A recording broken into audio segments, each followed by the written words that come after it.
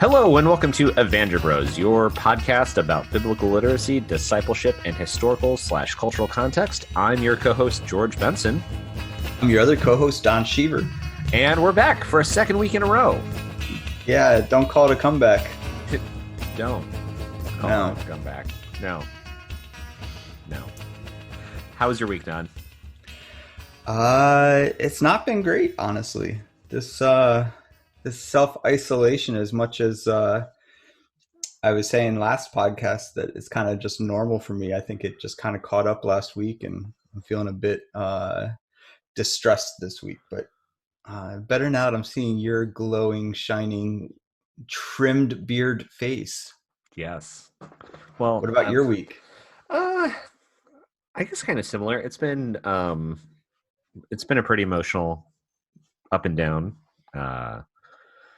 For a couple of reasons, but today is the first day in the last, 4 or so that actually feels like it's on an upswing. I don't know if it's because I actually set a schedule and went to bed at a reasonable time last night and woke up and did a workout and everything, and like I'm trying to find some sense of rhythm and normalcy. And I have a lot of friends that have been contractors and worked from home for a long time, and I finally started taking some of their advice of setting up a separate space for work, making sure you take the same lunch time every day, set up time for a workout and shit like that. But I don't know. We'll see how it goes. I'm sure it's gonna, pitch and roll.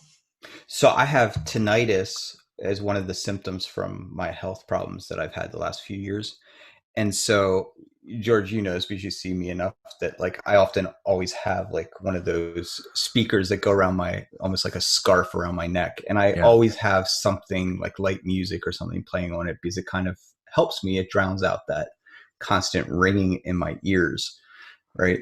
And so I found that in this past week, I've been using that same type of distraction mentality from the ringing of self-isolation.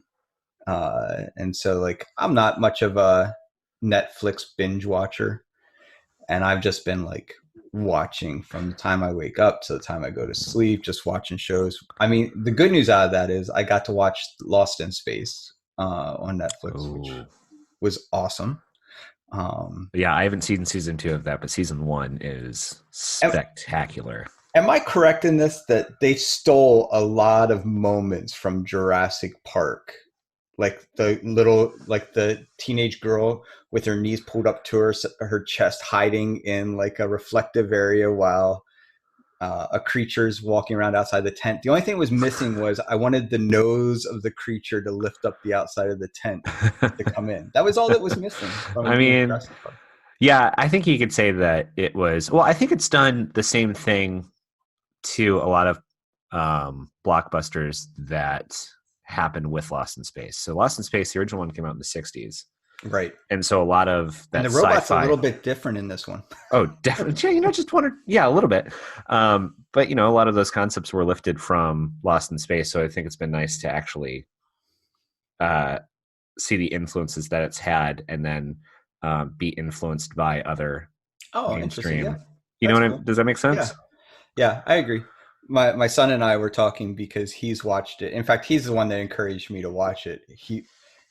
He thinks way too highly of me. He said, "I think you'll really like it, Dad, because it's a pretty intelligent show." And I was like, "Okay, sweet info." But we were laughing at the difference between the robots, and we were like, the first robot looked like a vacuum cleaner supply store exploded and landed into a pile, and that was the robot. So yeah. But very good, George. I enjoyed season 2. I highly recommend it. I hate cliffhangers, though. And so I was so glad that from season 1 to season 2, I could just jump from one episode to the next. But, season 2 ends, and like every show that ends and wants to tease a third season, there's the cliffhanger. And it's just like, I hate cliffhangers.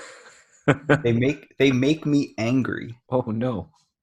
Yeah, it's kind of like the Book of Revelation, right? I mean, what a cliffhanger.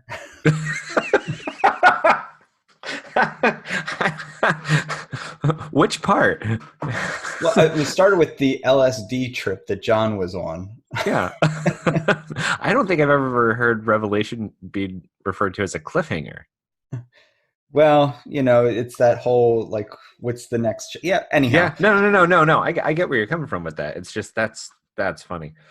Um, I was just trying to tie it all back so people understood where we were going or not going. yeah, that's okay. Yeah. So, I mean, I guess we can just kind of jump Lost in into Scripture is where we're heading next.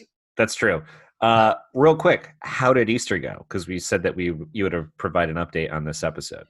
You know, uh, Leaving the space for the people in our community that identify with feminine pronouns or what have you was really powerful.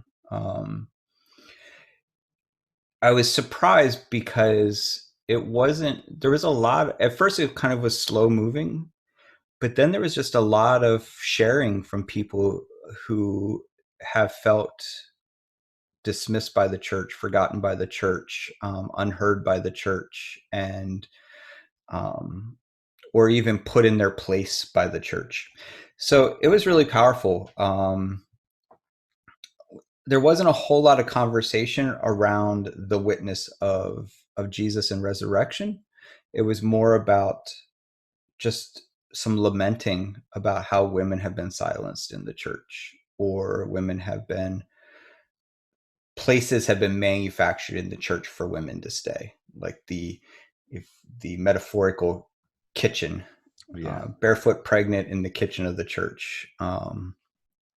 So that was really really helpful to hear, and we have so many intelligent women in our community, insightful, brilliant people that it was really powerful. So yeah, it ended up being good. It wasn't what I necessarily anticipated, but church rarely is when you let it open to the people to contribute to by sharing what they're thinking about and wrestling with. So Oh, good.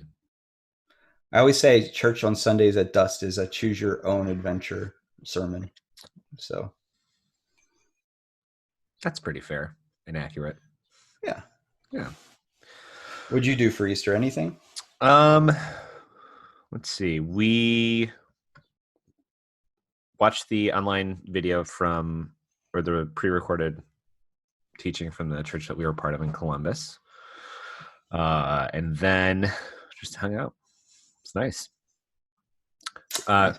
Yeah, my family attempted to do like a Zoom call for everybody, and I like Zoom or just online, video conferencing.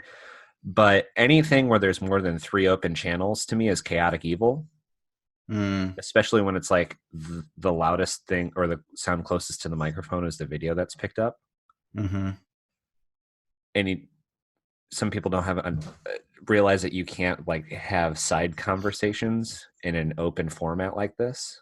Right. And so for me, that's a very stressful situation. So but it was good. So we do like children's book readings during the week for kids, obviously. I guess Yeah. not necessarily obviously, but I just encourage the parents to leave all the mics unmuted so that all the kids can interact. And let me tell you something that's interesting to me is that what you just talked about with family dialogue, I'm with you 100%. Kids are so much more intuitive with this stuff than adults are. The kids are sitting there listening, interacting, laughing, and engaging in the story, and the parents are standing behind them having a conversation. so, so the kids get it way more, I think, than the adults do. Like they think that if they lower their voice, that it won't pick up on them or something. I'm not sure, but Oh, that's if they funny. stand still enough, the dinosaur can't see them. The mic can't hear them. That's funny. Um, So, yeah. George, what do you have for us today? So What's this what's on week, the plate? yeah. So just jumping right in. So I think I've shared this on the podcast before. I know I've done it in one of my solo episodes, but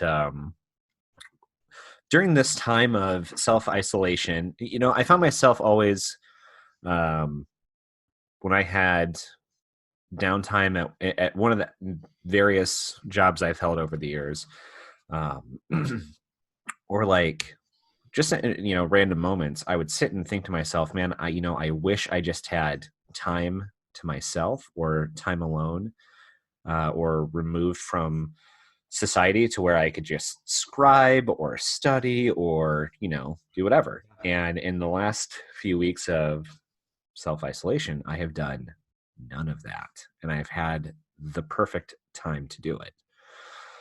Is it perfect? For I mean, good, yeah, that's fair. Probably not, but I mean, it's not by choice, but I don't know. It is what it is. With I should say with It the lends itself to yeah, it. yeah, it does. And with the parameters that I spoke to myself in those times, I would perceive this would be a great time to do it. I cannot go outside for whatever activity I want to do. Like, I can go walk or whatever, but we can't go out to a restaurant. Nothing's distracting me from my time. I spend more time with my spouse now than I have in years.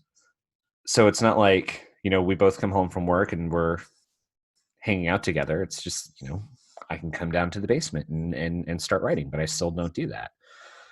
Um, and then I was thinking this morning about how much I really enjoy the desert mother and fathers. And, there are some things about monasticism that I really appreciate: the dedication, um, the ability to help the poor, the self-sustaining aspects of it, the communal aspects of it, but it's also completely isolated and removed from, everyone else, which double-edged sword probably.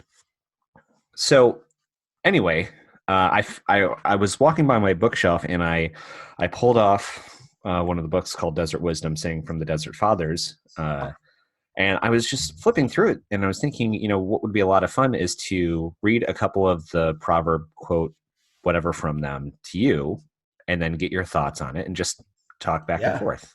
that's awesome. I love it. All right. So the first one is, and they're all pretty short, by the way. So, Do you want to first, in case there's people in the audience that don't know who the Desert Fathers Mothers are, that you want to?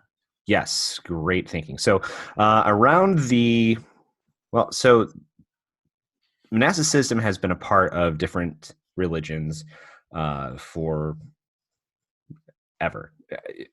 So within Christianity, it really became a thing around the second and third century.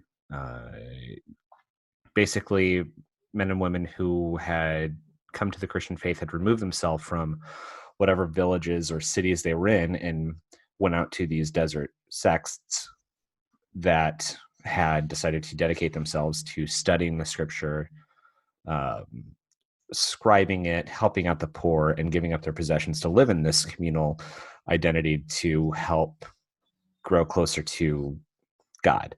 And like I said, they would do that through meditation, prayer, reading, studying, and they would also engage in the community. But So hippies. I mean, or scenes, whatever. But yeah, I mean, so it was the, the desert community were the forerunners to monks, Sure. as we understand it today in Christendom. And so a lot of them over the years, as part of the studying and whatnot, their students, their disciples would write down sayings from the different fathers, and they survive through today. And so here's the first one. Okay, great. Father Anthony said, "The time is coming when people will be insane, and they will see someone who is not insane. They will attack that person saying, 'You are insane because you are not like us.'" Mm. Yeah, that seems pretty appropriate for our time right now. Just and I think that's something that, regardless of where you sit on the political spectrum, um, we have that perception of those across the aisle from us, right? Um, so whether you're liberal and you look at conservatives that way, or you're conservatives, you look at liberals that way, and then of course the thing that always comes to my mind there is the assumption is that you're the sane one, right? That's the presumption Yeah. in this. And yeah, so I think for me, I think that that's really such that rings so true because we value um, consensus over senses, um, like common sense, or so it's more important that we have a consensus, and it doesn't matter what truth exists if we're all in agreement, right? Like that Yeah. tends to be how we function. Yeah. So the first thing that that came to mind when I read that this morning was, have you ever seen the movie Zoolander? No, Okay.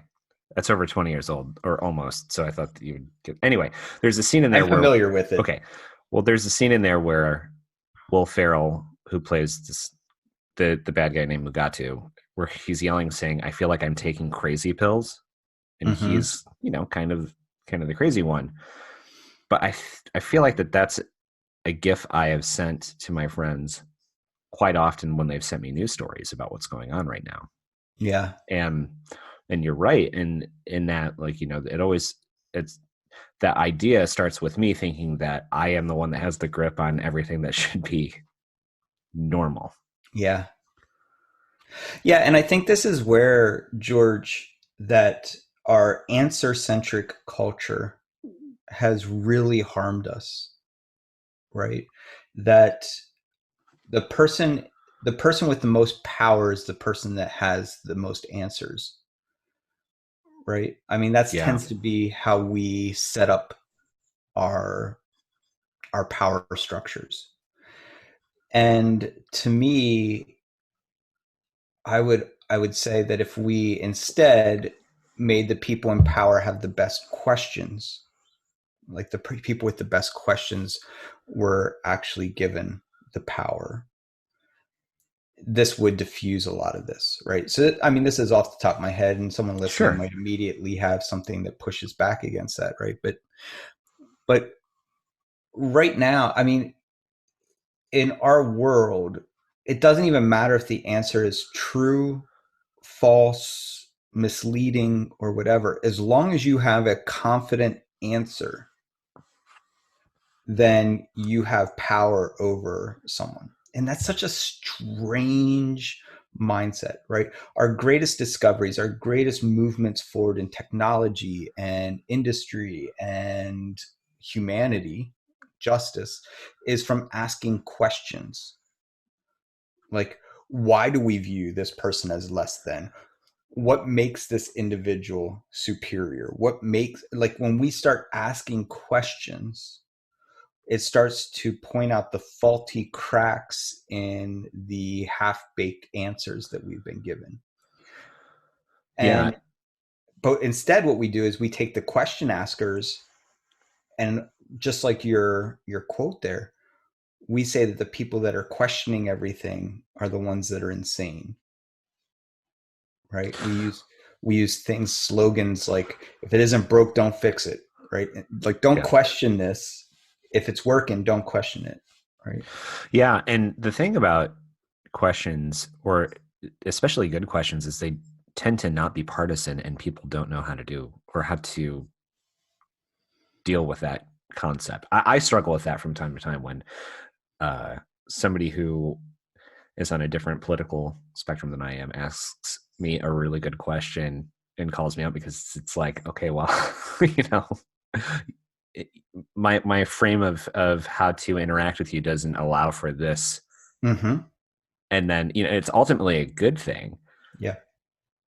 but I always find it interesting, George. You know that I love to question everything, including things I agree with, right? Like, sure. so I can frustrate my spouse particularly, right? Because she'll come in to pound the table about something that she's frustrated with, and immediately I go to questioning mode of like, what makes us think that this isn't okay, or why would they consider it, right? And I really need to grow in maturity in that, right?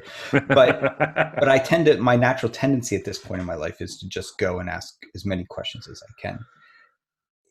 I always find that in most times when I ask someone a question, and let me be real careful here, because I've there's manipulative questions, there's leading questions, there's questions that presume an answer, and those aren't a question, Yeah, right? correct. Like, you're not actually questioning, you're not curious, you're actually just you're playing Jeopardy. You're giving a question as an answer, and Yeah. that's not the same thing.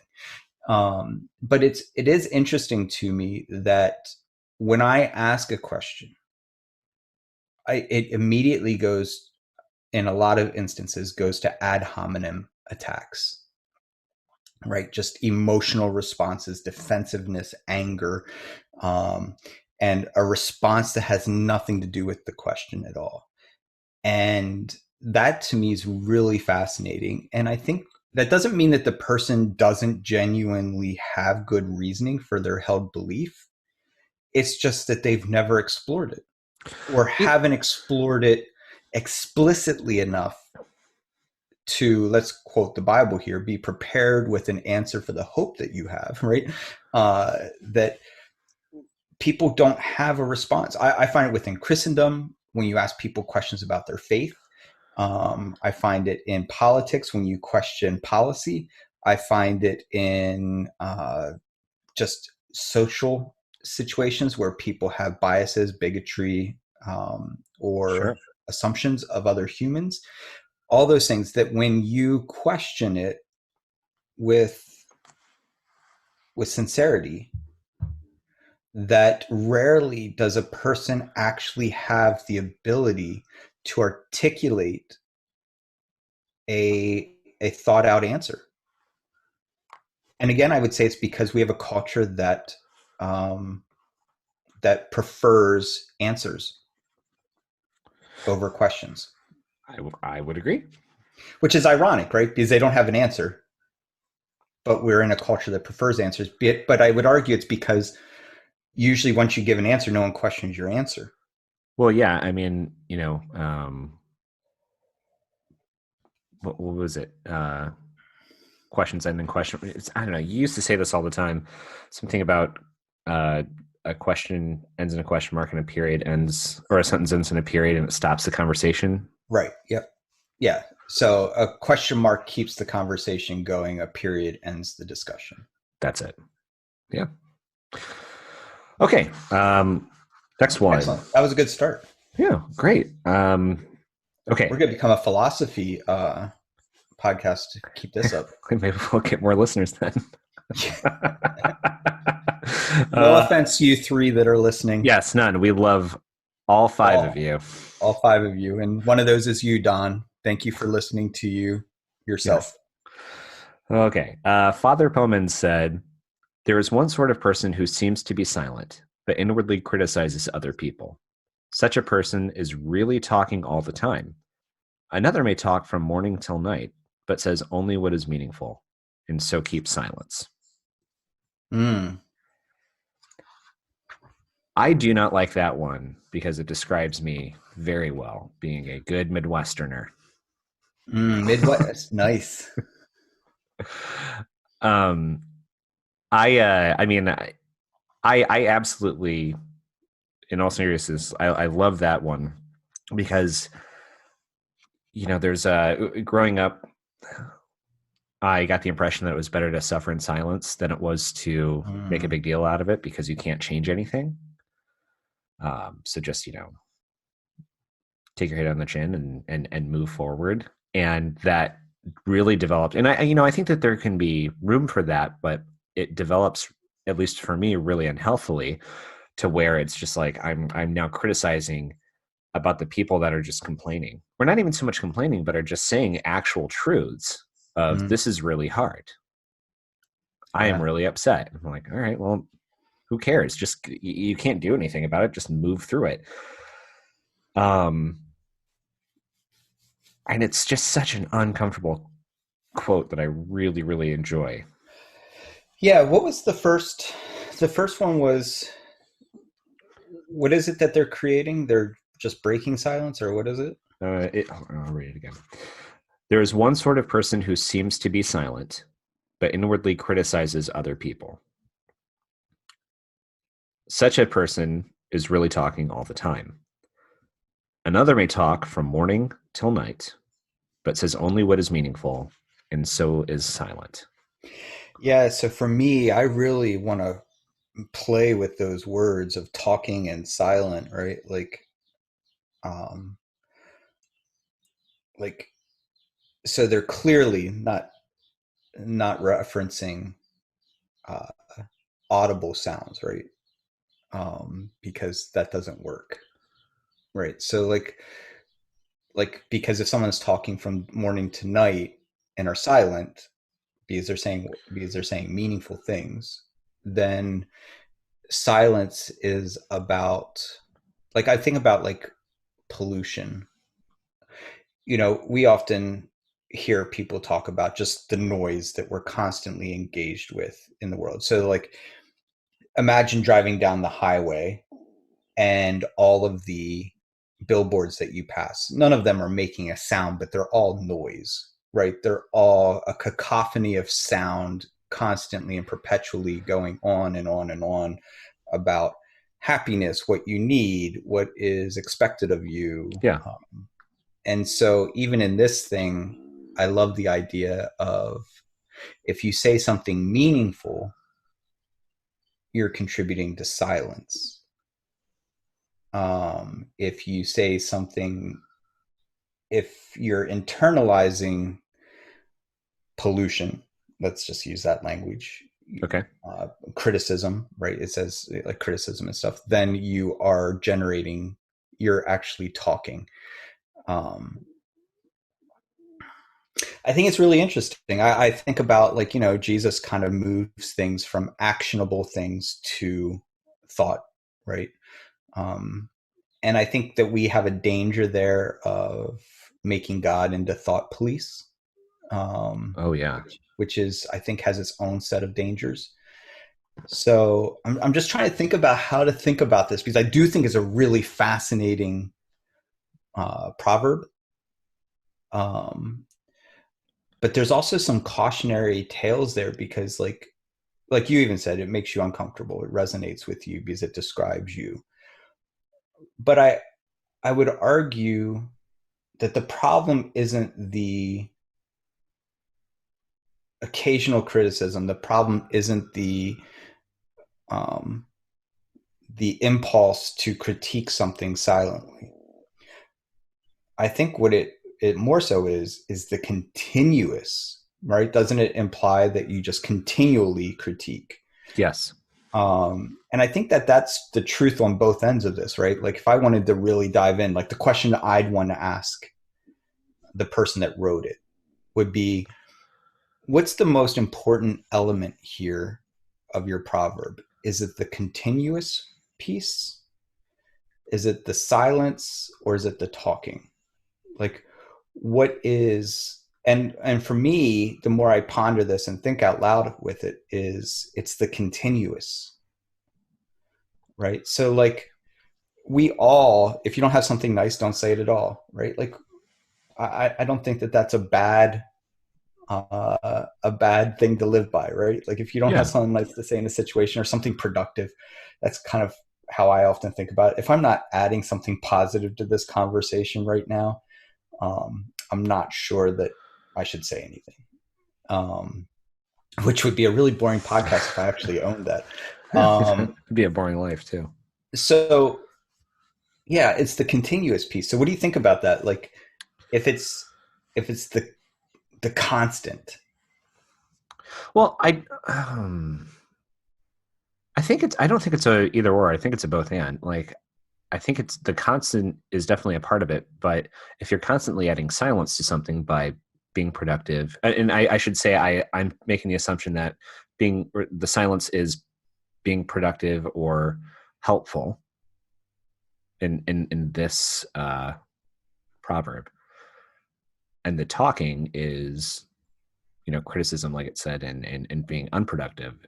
It's not so much that the continuous is an issue. It's only an issue if you're not adding something good. Mm. Hmm. You know, when you were describing it, what picture came to my mind is kind of like a road with like potholes, right? Oh, Michigan. Pretty much the United States, at my guess. But like when you're driving, um, filling the potholes, right, in order to create silence, right? If you think about the noise inside of a car, Yeah. especially the older car you have or the stiffer your suspension, right, that the noise inside. But when you're doing something meaningful, such as filling those holes to make the path smoother, right? So leveling or smoothing the path in front of us, then you can talk all day, especially if you're in Michigan, because there's lots of potholes to fill, Yeah. right? That you can fill in these potholes and that will create silence. But if the road is already smooth, right, and you Yeah. add things to the road, you're actually going to make noise. Um, and so it's unhelpful, right? You're Yeah. still contributing, you're still putting something on the road, but because there is no potholes, what you're contributing is actually counterproductive. Yeah. You're taking away. Right, so it's harmful. So that's where I think the constant talking but meaningful, it comes in, right, is that you're smoothing the road by filling in the potholes. I can't think of the inverse though. Like the inverse of that is where I'm struggling, right? The I can't think of a metaphor for the inverse of like silence but critiquing creates noise. Um, Hmm. Well, maybe we'll come back to this one again yeah, in a week or two. I think it's really fascinating, and I like it, and I think that there's something meaningful there. And I mean, like any proverb or metaphor or parable, like it falls apart once you start picking at it too much, right? Yeah.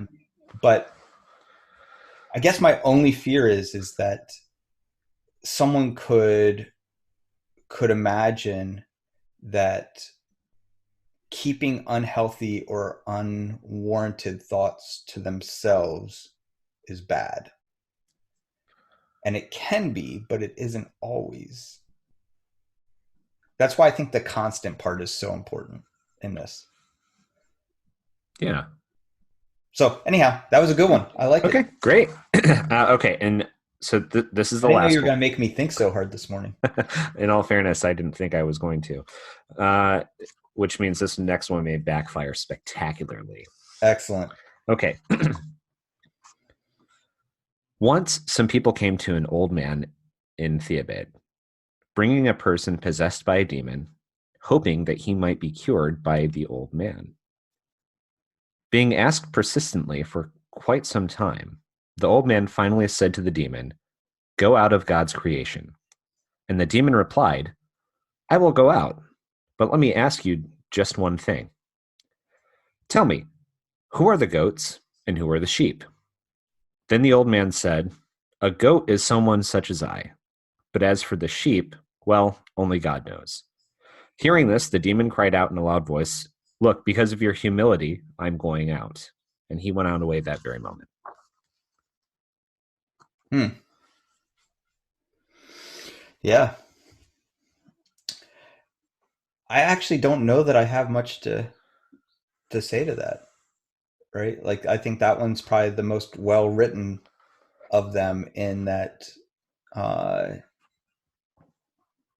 it presses into the scripture specifically, right? Into the Matthew 25, was that 42 through the end. Um, Yeah, 31 to 46.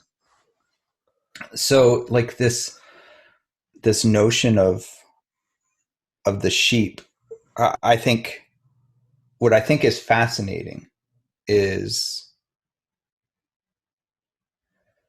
most people that are Christian think that that prayer, that sawdust path that they walk down to the altar to go all Billy Sunday on people. Um, oh, you don't know who Billy Sunday is, George? I know. I've never heard of Billy Sunday.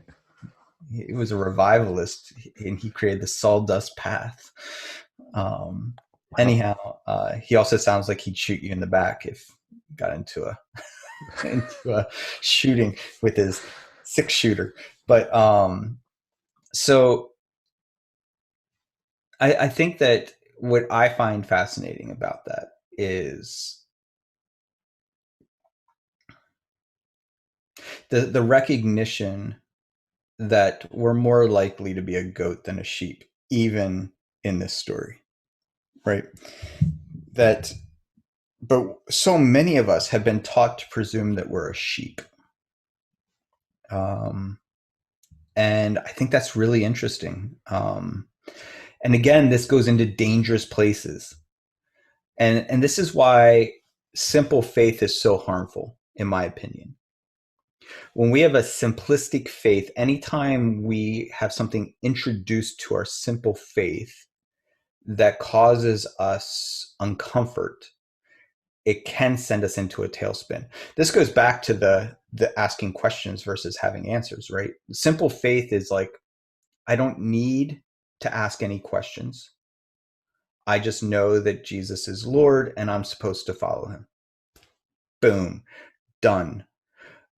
But the problem with that is when anything, so whether we have a theology that's built on very simple building blocks, right? Legos are fun, but I would never want to live in a house that was exclusively built by Legos, right?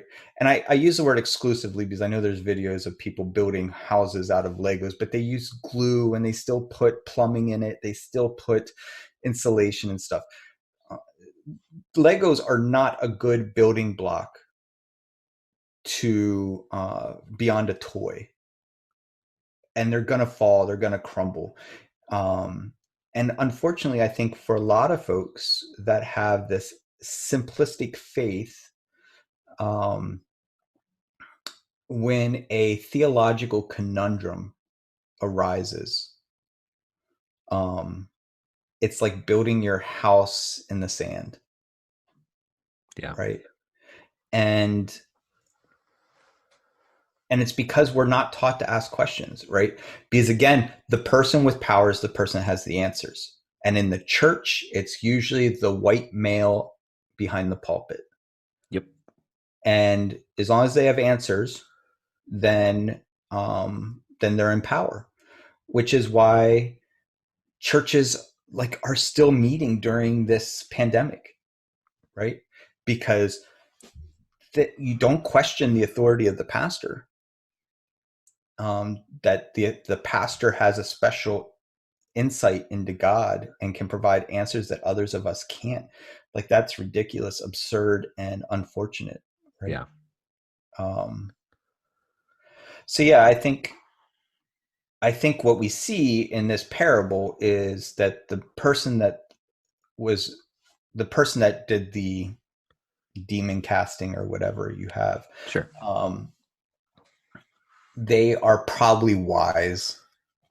At least the story's setting them up to be very wise, introspective, asking lots of questions. And when you ask lots of questions, it's kind of like the whole thing that when we do it well, the more you know you need to know.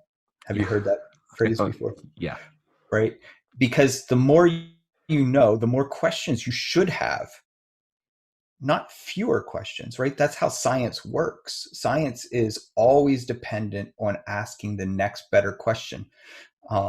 It's why it is like a theory of things, because it implies that it's not finished yet, that we still have more questions, more understanding that we've yet to arrive to. We just haven't found the right question yet to learn more. Yeah. And I think the person that tends to be the most wise and the most introspective also tends to be more humble, because they recognize that there's so much more that we need to know. Oh, absolutely. I mean, I don't think there's any harm in saying, Don, you have a lot of knowledge about the text. Mm-hmm. Now, and you understand quite a bit about ancient Judaism, but what you know is a small fraction of what there is that's out there. Absolutely. This is why, man. So I love this that last one because so for the first time in my life, what was it? It was maybe end of February. The church that we were a part of was doing a type of Bible study where you walk through the gospel.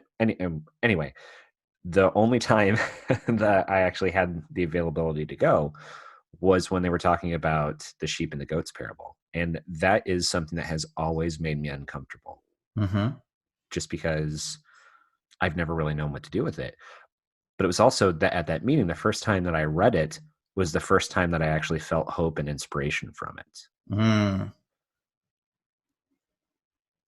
I mean, which is kind of a weird thing because, in my evangelical upbringing, I was always taught, if you follow Jesus, you're a sheep.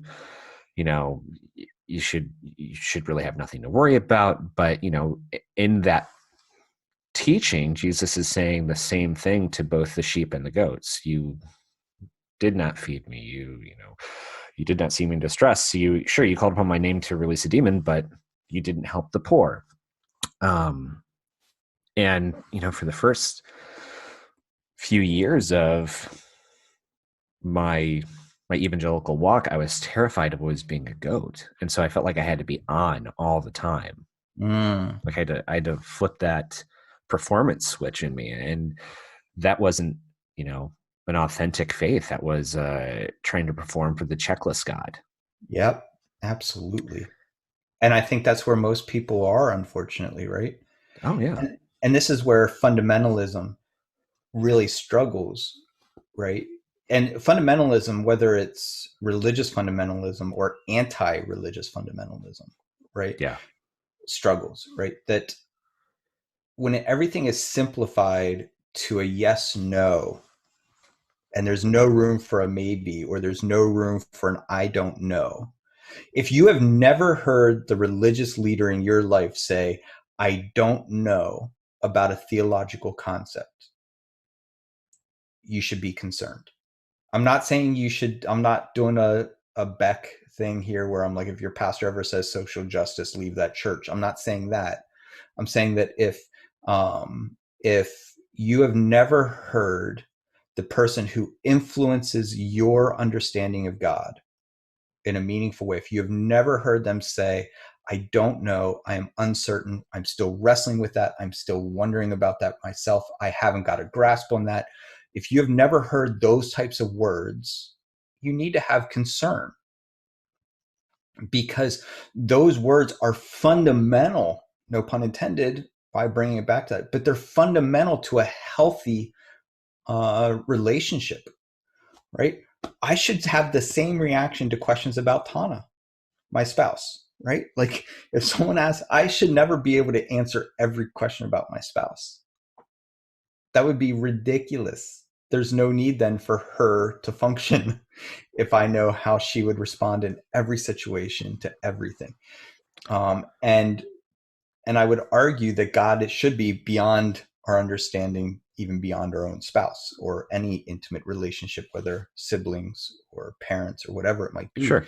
friendships, right? So yeah, this is, I think that this particular one is really good. And I think, unfortunately, that a lot of the unhealth in the church goes back to, we would rather have a church, a group of people that can respond with bumper sticker theology, t-shirt theology, um, good religious memes or quips, than we would a group of people who say, I don't know. That would say, I'm still figuring that out. Like, how do you know God exists? I don't know. There's just something in me that is drawn to this mystery Yeah. that I can't explain. All I can tell you is that when I study the text, when I find myself in prayer, I feel more deeply human than I do at other times. Well, yeah, and it's That also might be a crutch, and that might be a weakness of mine, and that might show you that I am weak minded, but well, but here's the thing though, is that flexibility also gives you the room to say, today, I am not sure that God does exist. Or today, Absolutely. I don't believe that God exists. I mean, the faith is about more than, obviously understand or believing in what you don't understand. Mm-hmm. It's having room to say, I might be absolutely wrong, or today this shoe just doesn't fit, and that's okay. Well, and this is where I really love an excerpt from Dostoevsky's The Brothers Karamazov, right? This might be out of the 1,000-page book that the part that resonated with me the most is when they're talking about the martyrs who were killed because they wouldn't renounce their faith, right? So they wouldn't renounce their faith, so they were killed. And one of the servants says, well, they wouldn't have been lying if they said they didn't have faith. And of course, everyone gets fired up and they're like, well, what do you mean? And he's like, well, the scripture says that if you have faith the size of a mustard seed, you could move a mountain. So if they did actually have faith in that moment before they were being martyred, they could have moved a mountain on top of their executors. And if they couldn't do that, then they weren't lying by saying, I do not have faith. And so, and I just love that moment, right? Because it gives us that space to say, in this moment when I'm facing death, I don't know that I do have faith. In this moment when I'm facing a crisis or I'm facing a decision, I don't know that I have faith that God will provide or God will care for me. And this is where the Matthew 25, let's bring it back around. Yeah. The person who is hungry, it's nothing about their faith. Think about that story in Matthew 25. I was hungry, you gave me something to eat.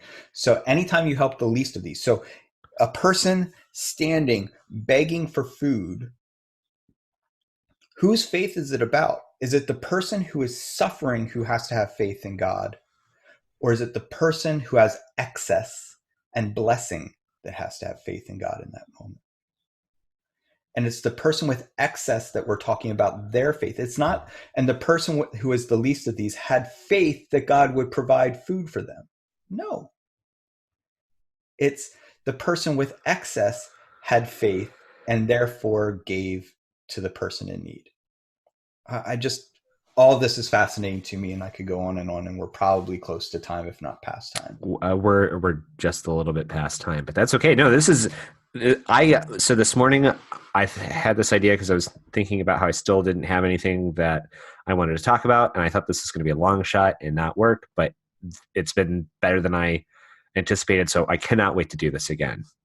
Well, I'd encourage people listening, send us some of your favorite Christian or religious memes, your religious bumper stickers, your favorite proverbs or whatever, and we'll do more of these. I think these are important to talk about. Yeah, absolutely. I mean, I'm pretty sure, especially if you have something that wasn't written within the last 100 years. I mean, there's a deep well. Well, you just never know. I mean, like the bumper stickers and everything, that's great. We want that. But also, if there are things that you have that were written, in the Middle Ages, during the Enlightenment, whatever. There's a deep well to dive into. Yeah, even not non-Jesus ones. That would honestly kind of be great. Yeah, Marcus Aurelius has some really great proverbs. I was not aware. Yes, should check those out. Well, maybe we'll do that on a future episode. Check us out. We're on the internets. Instagram. All the internet. All of the internets. All 3 W's. And even a few .coms. Instagram, Facebook, Twitter @Evangebros, and we're still on Patreon. So there's that. Yeah, I don't know. I'm really enjoying being back, and hopefully we'll continue to be this consistent. Promises. I said hopefully. I didn't promise anything. All right. Well, I have been your co-host, George. I've been your other co-host, Don. Have a great week, everyone. Bye.